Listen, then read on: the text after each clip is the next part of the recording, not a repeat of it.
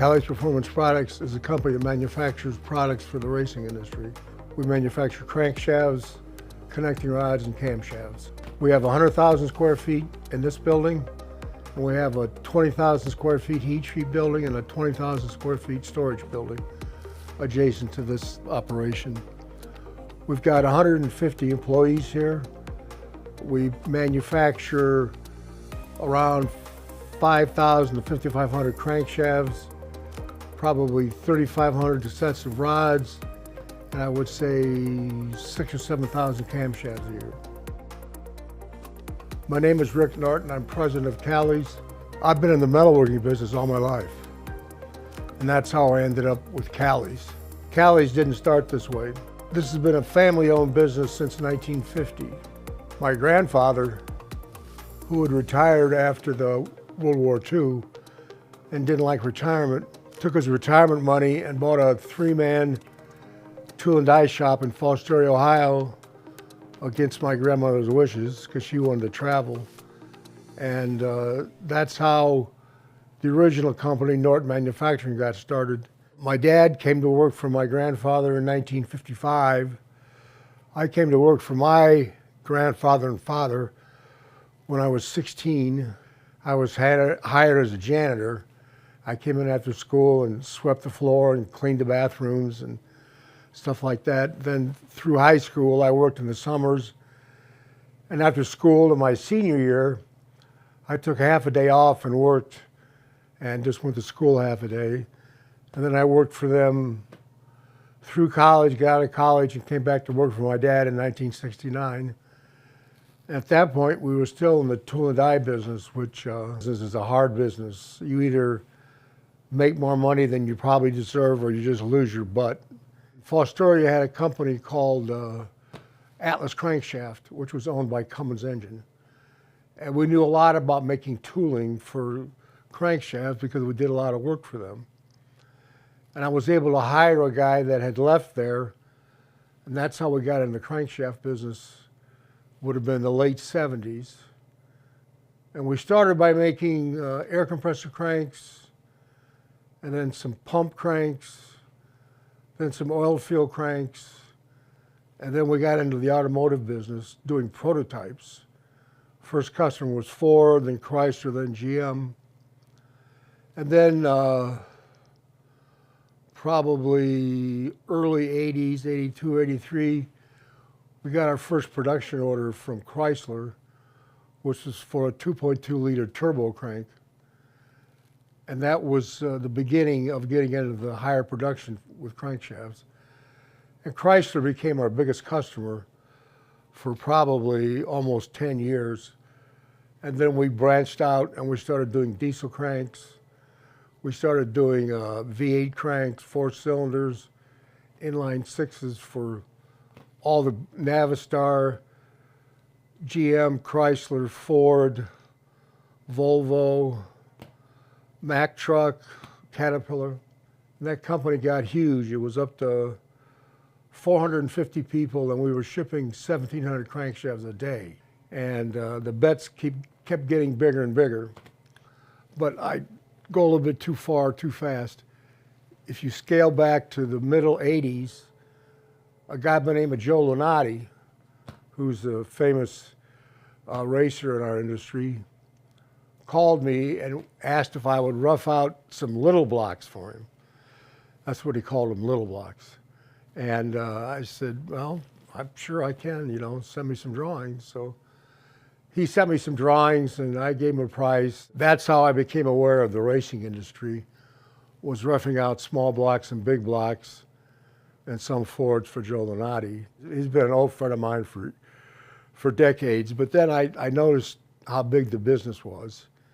And we were doing race cranks for a guy by the name of John Callies at Pontiac Motorsports, the Iron Duke, and a couple other things, and some V8s for their sports program.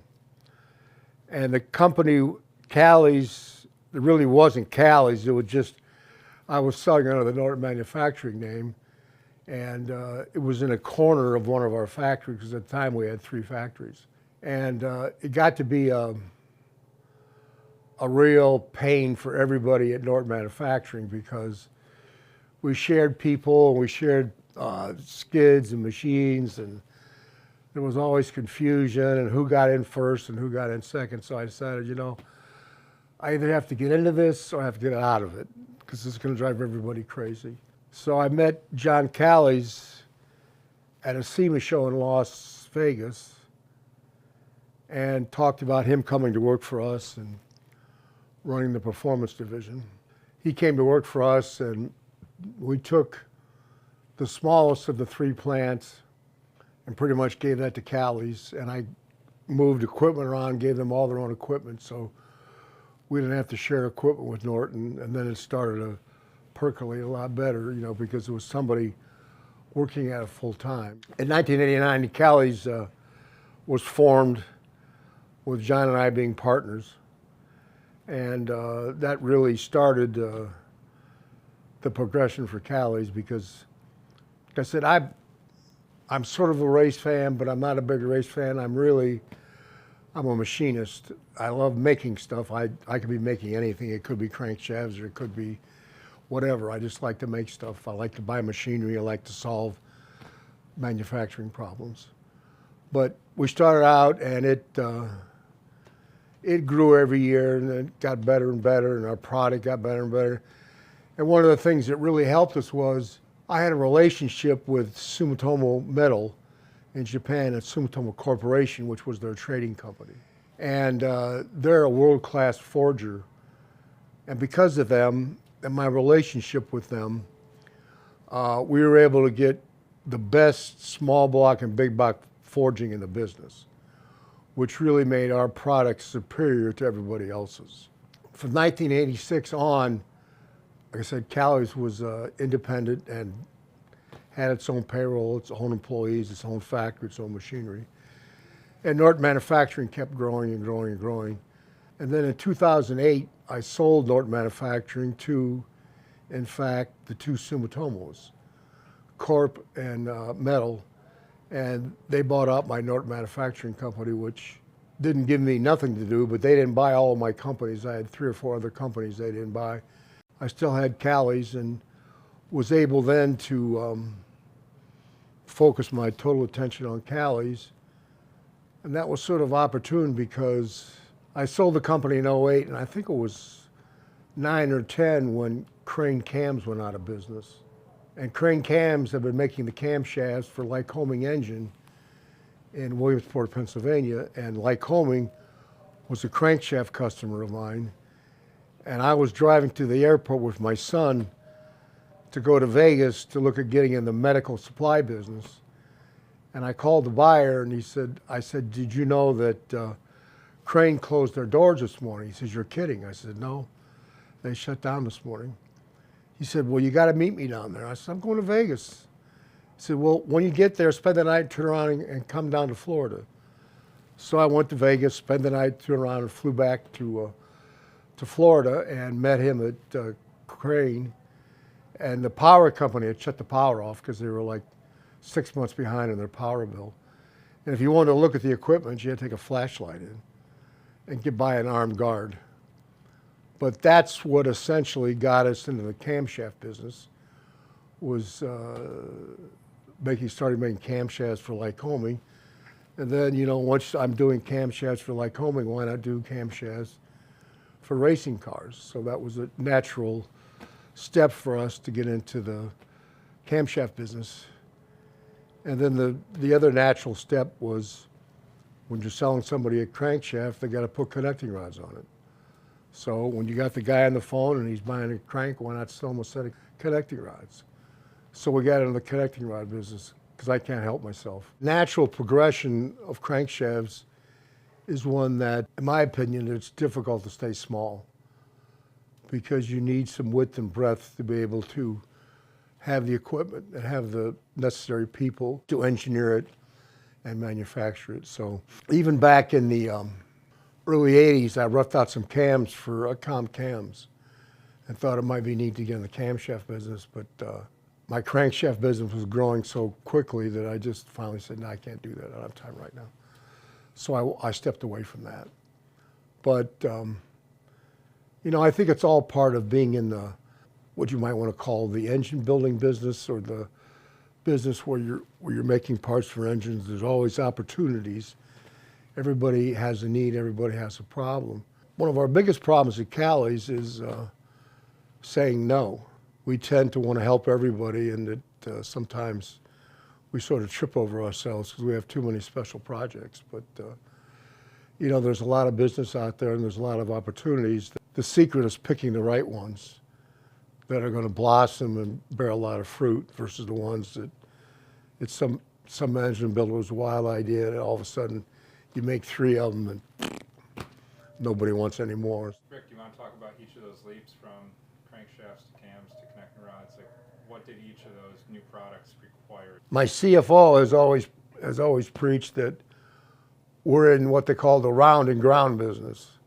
It's got to be round, it's got to be ground. That obviously was crankshafts and also camshafts. Camshafts are a whole lot easier than crankshafts. Everything's easier than crankshafts. I mean, if you can make a crankshaft, you can make almost anything. I don't want to brag about it, but it's a very difficult product to make. So camshafts was the natural progression because, you know, it's round and ground. And all I really had to buy to get in the camshaft business was I had to buy a camshaft mill and a lobe grinder. I already had the lathes, I had the drills, I had everything I needed other than those 2 pieces of equipment. So I bought a camshaft mill and I bought a couple of lobe grinders. And that was pretty much a walk in the park getting into the camshaft business. Now the connecting rod business was a different story. Obviously connecting rods are totally different. I've always known that when you start a new product, it's never as easy as it seems. Every product has its own magic and its own little touches that make it better suited, make it last longer, make it more applicable. So I knew that was the case, so we hired a guy named Jack Sparks who had worked at Carilla to be a consultant to get us into the connecting rod business. And I started buying machinery, and he sort of took us by the hand and told us, showed us how to do it. It was sort of like my guy that got me in the crankshaft business. Jack's a wonderful guy, and I can't say enough good about Jack, but he was very instrumental in us becoming successful in the connecting rod business. And it was a matter of just knowing the disciplines. You know, there's steps that you have to take to make it right, and you can't cut corners. If you cut corners, you come up with an inferior product, and then you have problems. The first couple sets we sent out, just sent the engine builders to try these things, see what you think. And we had a few problems that we immediately corrected, and that was pretty much it as far as anything that was a major flaw in our manufacturing process. And that's pretty much thanks to Jack Sparks, who's a hell of a nice guy. Can you talk a little bit about what the industry was like back then versus what it's like today? Back then, everybody in the racing business supplying products were basically guys that were racers that started making product because they couldn't find what they wanted and they had better ideas, all right? Like Joe Lunati, you know. Joe Lunati was a drag racer and he wanted a better cam and he came up with a way to build a better cam. You know, the Crower boys, you know, they were drag racers too, and that's how they got into the business. And I made it a point to know all these people. I knew all the people at Lunati, knew all the people at Comp Cams, all the people at Crower, and the other people, because it was a pretty close-knit organization, and everybody sort of knew everybody, and we're all in the same industry, and it's nice to know who your competitors are. One of my secrets was finding crankshaft machinery that was well priced, that didn't put you out of business. The rule of thumb in the crankshaft business is any new machine for any operations is $1 million. So if you can't afford $30 million, you're not getting into the crankshaft business with new equipment. I had a bunch of machinery dealers that I became friends with, and whenever anything popped up, I was the first one to hear about it and bought a lot of machinery. Starting about, probably 15 years ago, a lot of these smaller mom and pop operations that started in the 50s, 60s, and 70s kept growing and gotten bigger and bigger. And the owners got older and older and decided they wanted to cash out their chips. So the financial guys decided they should do some roll-ups and buy these companies. So a lot of investment bankers have bought up a lot of my competitors. You know, it's like everything in life. Some of it's good, some of it's bad. Some of it helped the people, some of it didn't help them. You know, it's all a matter of, you know, you can take a great company and screw it up pretty quick. And you can take a company that's floundering, and if you have the right people, you can make it right and start prospering. So it's, across the industry, it's changed. There's not a lot of independence anymore. We're probably the biggest independent left in this business, I would think. I can't say that for sure, but I don't know anybody that's independent that's bigger than us. Over the years, has there been one secret to the success of the company? I think the company's success has always been persistence. My belief is that persistence always wins the day. I'm not particularly bright. I don't have an engineering degree. I'm just a guy that was lucky, the right place, the right time. But the one attribute that I have that has carried me through all of this is persistence. I just never say die. I'm like a dog on a bone. I decide we're going to beat this to the death, and we do it, you know. And it's, some days you think, well, what are you doing, crazy guy? You go home and go to bed and find something else. But I've always found that if you are persistent, you will, at the end of the day, come out ahead. Talk about how important it's been for you that, you know, you've got somebody who's going to carry on the business. My son Heath started after he went to graduate school. It's nice not to have to worry about what's going to happen to the company. And I'm hopeful that he will continue on with our success and our prosperity and take care of our employees who are really, that's the most important thing about this company, is my employees. I can't tell you how blessed I've been by having good people. I mean, they make me look good every day, and that's not easy, okay? That's a full-time job.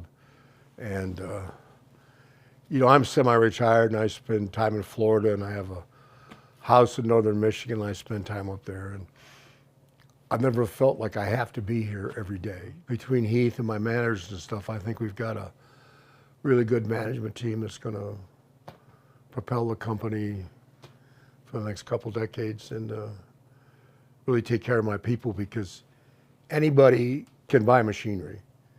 If you got enough cash, you can buy any machinery you want to make anything you want, all right? But machines don't make product, people make product. And if you don't have first-class engineers and first-class machinists and maintenance people and engineers, no matter how good your machinery is, you're never going to get there. So God bless all my employees. Hello, my name is Heath Norton. I'm with Callies Performance Products. I'm the Vice President of Sales. I'm the 5th generation of Nortons who run a crankshaft company. I started pushing a broom, cleaning machines. It was a very worthwhile experience. We learned very quickly I'm not destined to run machines. It was good for everybody. I'm better on the sales side, product development, business development, and more the administrative side of our business. What do you see as the future of the company, you know, going forward? My hopes are that the racing business still prospers, obviously. If the racing business doesn't prosper, we got a big problem. I think we have a good enough reputation and a good enough manufacturing facility and a good enough network that as long as there's not some catastrophe or something ugly that I can't foresee happens, that that we should stay in business and prosper.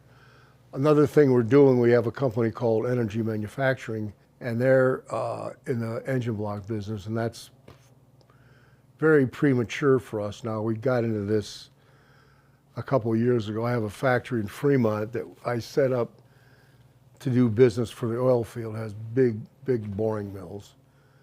And since the oil field business is really cyclical, I decided I needed to find something else to put in there to take up the slack. So we started making billet engine blocks. And now we're machining cast iron engine blocks. We're going to start machining cast aluminum engine blocks. And I think probably by the middle of next year, we'll be making quite a few engine blocks, which will be not a new product line for us, but an expanded product line that will add to the company. And, you know, the whole thing sort of tears on, you know. Guy buys the block, he's got to have a crank, he's got to have a rods, he's got to have a cam. So part of our philosophy is make this as much of a one-stop shop as we can to make it easy for people to make one phone call and grab a bunch of stuff. So that's my hope for the future, is that that we can do that. It's been a fun life for me doing this. We've been really actively growing our business and seeking new markets in terms of different types of engines, not just our traditional V8s. A lot more 4-cylinder, 6-cylinder, 10-cylinder, and some 16-cylinder. Tractor pulling. We also do some military cranks. We do aviation cranks. We do lots of different cranks besides just race cranks. I sort of go out and try to understand where the market's going more, working with the customers. I love going to races. I love being in the pits. I love going to the starting lines of drag races. You want to talk about the future of the company and kind of where you see it going? Running Callies is a great privilege.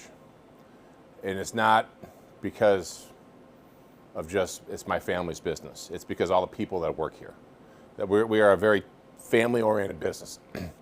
We really strive to keep it that way. We see our business changing frequently with competitors being bought by Wall Street, private equity groups, and people that are in it for an investment dollar. This is our livelihood. This is what we do. We make cranks. We've made cranks for 50 plus years. We're going to continue to make cranks as long as we're able to. It's very important to me to uphold not only the legacy, but grow into the future. We really feel that there's a lot of opportunity with the internal combustion engine that has not been tapped yet.